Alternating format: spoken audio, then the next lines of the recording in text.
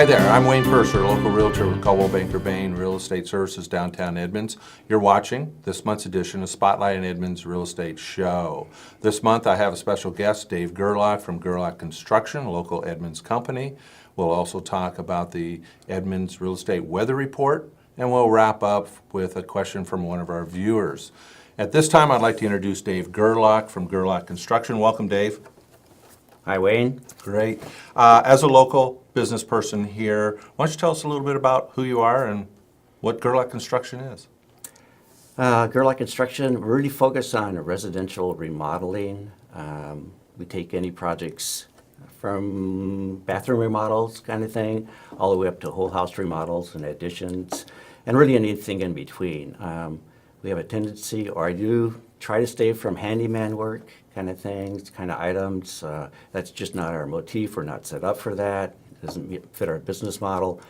When it does come to handyman work, we always service our previous clients.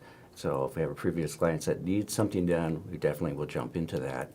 Rarely, but once in a while, we'll do a tenant improvement, like commercial kind of situation. And that's usually because it's a referral through a remodel. So we definitely specialize in residential remodeling. Great. So you're in construction. I know that's part of me in real estate. My dad did some remodeling when I was a kid. I would just love to go in and smell the cut of the lumber. So how did you get started? It started with Better Homes and Garden when I was a kid. It Okay. was my favorite magazine. I just loved going through it and seeing the creativity, the design, the flow of houses and whatnot. And that kind of stuck with me. You know, I took some mechanical drawing in school. And probably the biggest part of being in construction was my neighbor was a builder. And so I had a summer job with him building houses. First job I was on, he built my uncle's house. I think I was thrown in as part of the package to do the house. And I just really enjoyed it, and I stayed with it. And I had this easy entrance into it with the neighbor being a builder. He later moved on to other things, and I stayed in construction no matter what it was, whether it's fence building or any kind of variety of construction. I mean, rarely did I move on to a different kind of occupation or pick something up, except maybe in college. And then I did graduate with a BA, and then I decided that I really wanted to pursue home building. I wanted to really find out what it was all about. And the rest is history. I've been in it ever since. Yeah, you've been since mid-'80s? The business started March 11th, 1981. Okay. I've been a full-time construction person since October 1973. So this is all I've ever done. Super, great. You and I know each other through our business group. Right. And I've used you several times for my clients, but also when we do a presentation about who you are and what you do, you set out the whole program of from start to finish what the client will experience. So why don't you share a little bit about that? Well, it usually starts that a client has this idea that they want to remodel, they want to pursue something, or at least investigate, what remodeling would be all about. And they have this dream or vision. So the first step is really probably to contact a contractor and talk to them about what their vision is for their house. And then you lay out this program for them to go through. And the first part is planning. They really need to plan. And that might involve bringing in an interior designer for interior stuff, or maybe a home designer or an architect, whatnot, to kind of develop the plans, the specifications for what their project is. And that way they can get a handle on what the budget might be for that project, what kind of costs they're looking at. They might want to incorporate the contractor at the same time to kind of monitor what's happening with the design process so they don't go overboard on it. They keep it within their budget. And then after that, once you have the specifications done and the drawings done, then it's time to start negotiating with the contractor. And it's either going out to bid or cost plus a fee, whatever they're comfortable with, whatever they think they can manage, and then move into the permitting process and the construction process. And then obviously you want to have a nice clean closeout with the job. But the planning is the real key part of it. I think that's something that homeowners miss, that this conception that there's just this hard cost for doing the job, but really there's a horrendous amount of soft cost that goes into putting in a project. So if they have a budget, you might as well set aside about 20% for permits, fees, planning, taxes, all these miscellaneous things that are going to be incorporated in order to permit and actually complete the project. Right.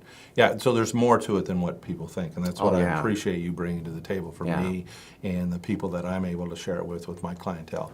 But I have used your services, been wonderful raves about you, and also of your clients, as you're talking about. You're looking for people that are looking to either remodel, additions. You're not new construction. No. No. So, which is great, so you know specifically what you're after. So with remodeling, I know that I get clients that ask me, Wayne, should I remodel or should I just leave my house and go by what's out there in the inventory?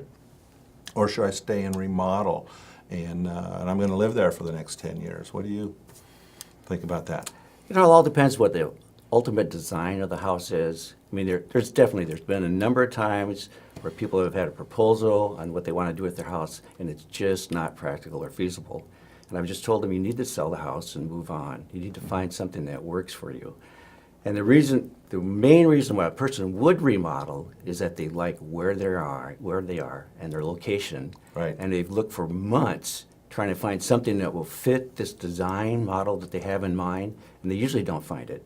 And so they back up and they say, okay, we need to stay where we are. What can we do to remodel that particular piece of property or their home that they're in?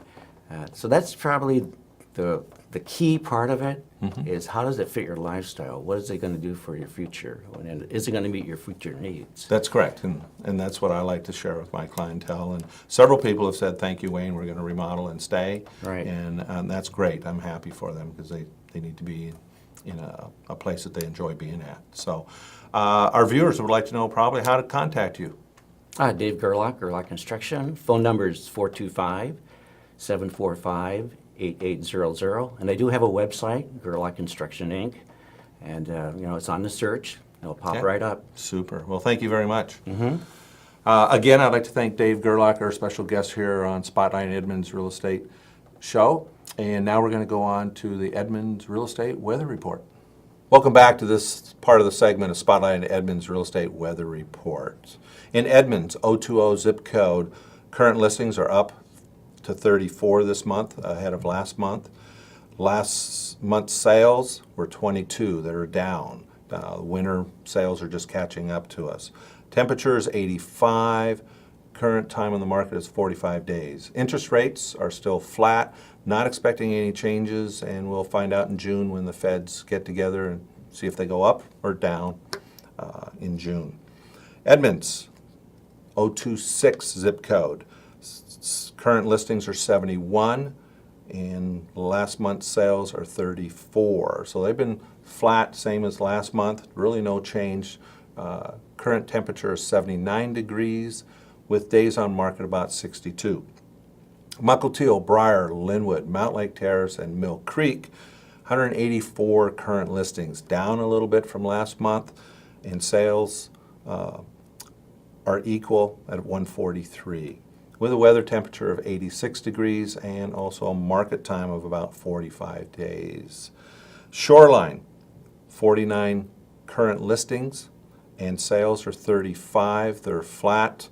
A couple months ago, we remember when they were over 100 degrees, really selling quickly. So right now their temperature is 86, days on market about 43 days, which has given the buyers a little bit more time to make a decision and a choice of what they're purchasing.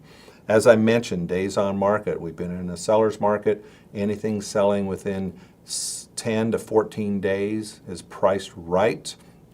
If not, they tend to be overpriced. And with days on market pushing 40, 60 days in Edmonds 026, meaning that there's some overpriced properties there that need to have correction before they will sell. That wraps up this portion of Spotlight Edmonds Real Estate Weather Report. Now we'll move on to our next segment of hearing a question from one of our viewers. Wayne, are we in a housing bubble at this time? That's a great question. We had a similar question like that back in the fall, but here it's 2016. Where are we at? Let's take a snapshot. People who are getting mortgages have to show evidence that they have income, where we didn't when the last bubble. It was just give people loans. So there's checks and balances that are happening with the financial industry. Also, number two is we have inventory. Yes, we have a shortage. We're getting multiple offers. But in Seattle, there's been a significant increase in prices because of the high demand and the low inventory. We need to watch San Francisco. San Francisco is usually Seattle's temperature of what's happening in the real estate future. So again, when I mentioned back in the fall that we would be pushing up to San Francisco prices within 3 years, that's still on for right now. But the main thing we've got to watch is a bubble. So as home prices raise and income has to keep up with it, once income starts separating from home prices, that's when you're going to see the bubble. And currently, right now, we are not in a bubble. Are we heading there? Here in the Northwest, we're talking if it does happen, we will be looking at a correction, because here in the Pacific Northwest, we'll have jobs. We're going to continue to have jobs. As I've mentioned on previous shows, people are moving here from the East Coast. They want to get away from the severe weather, winter and summer. And then also we have the jobs here. Also, Delta Airlines is going to be moving their international flights from Salt Lake City to Seattle over the next 6 to 8 years. So big changes coming at SeaTac Terminal. So hopefully that answers your question.